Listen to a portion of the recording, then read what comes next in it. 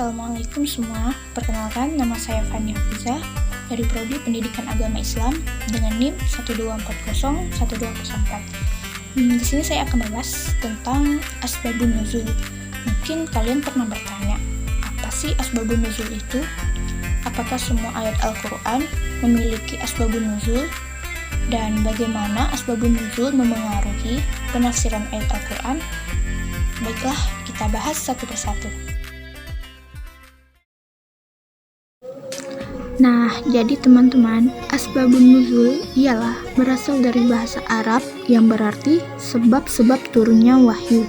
Secara rinci, asbabun nuzul adalah peristiwa atau kondisi tertentu yang menjadi latar belakang atau alasan mengapa suatu ayat dalam Al-Quran diturunkan.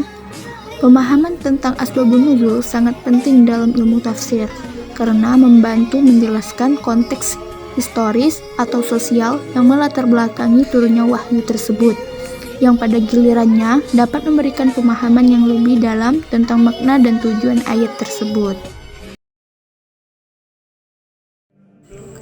Nah, jadi teman-teman, tidak semuanya ayat Al-Quran itu memiliki asbabun nuzul.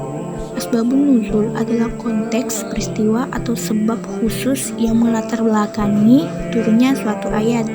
Ayat-ayat Al-Quran yang memiliki asbabun nuzul biasanya berkaitan dengan kejadian berupa peristiwa ataupun pertanyaan. Nah, kita lihat cuplikan video asbabun nuzul turunnya Quran surah Al-Falaq dan An-Nas. Pernah suatu ketika, Nabi Muhammad menderita sebuah penyakit. Beliau merasa seperti melakukan sesuatu, padahal sebenarnya tidak melakukannya. Hal tersebut terjadi selama beberapa kali dan mengganggu pikiran beliau. Rasulullah pun terus berdoa kepada Allah Subhanahu wa Ta'ala minta disembuhkan. Kemudian, Allah Subhanahu wa Ta'ala menjawab doa beliau melalui kedatangan dua malaikat yang menyamar menjadi manusia. Malaikat pertama duduk di dekat kepala Nabi, dan malaikat kedua duduk di dekat kaki Nabi, dan terjadilah percakapan antara dua malaikat tersebut.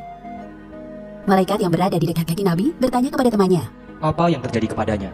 Malaikat yang berada di dekat kepala Nabi menjawab, Rasulullah terkena sihir. Siapa orang yang menyihirnya? Dengan apa ia melakukannya?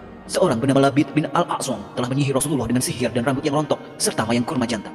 Di manakah sihirnya diletakkan? Di dalam sumur Zarwan. Keesokan harinya, Rasulullah mengutus Amr bin Yasir dan beberapa orang sahabat untuk memeriksa sumur Zarwan. Lalu para sahabat menguras air sumur yang ternyata airnya berwarna merah kecoklatan. Setelah sumur menjadi kering, para sahabat menemukan sebuah gulungan di bawah sebuah batu di dasar sumur. Ketika gulungan dibuka, tampak gulungan tali yang terdiri dari 11 simpul. Gulungan tersebut diambil lalu dibakar. Berkenaan dengan peristiwa ini, Allah Subhanahu wa Ta'ala menurunkan surat Al-Falaq ayat 1 hingga 5 dan surat An-Nas ayat 1 hingga 6. Malaikat Jibril turun dari langit menyuruh Nabi Muhammad untuk membaca kedua surat yang jika ayatnya digabung jumlahnya 11 ayat. Tiap ayat yang dibaca, maka terurailah satu simpul dari tali di dalam gulungan tersebut. Bismillahirrahmanirrahim. Qul a'udzu birabbil falaq min syarri ma khalaq wa min syarri ghasiqin idza waqab wa min syarri nafatsati fil 'uqad wa min syarri hasidin idza hasad. Yang artinya, katakanlah, aku berlindung kepada Tuhan yang menguasai subuh, dari kejahatan makhluknya, dan dari kejahatan malam apabila telah gelap gulita, dan dari kejahatan wanita-wanita tukang sihir yang menghembus pada buhul-buhul, dan dari kejahatan orang yang dengki apabila ia dengki. Bismillahirrahmanirrahim. Qul a'udzu birabbin nas, malikin nas, ilahin nas, min syarril waswasil khannas, alladzi yuwaswisu fi sudurin nas, minal jinnati wan nas. Yang artinya, katakanlah, aku berlindung kepada Tuhan manusia, Raja manusia, sesembahan manusia, dari kejahatan bisikan syaitan yang bisa bersembunyi, yang membisikkan kejahatan ke dalam dada manusia, dari jin dan manusia. Nah, itulah tadi kisah asal-usul dibalik turunnya Quran surah Al-Falaq dan An-Nas.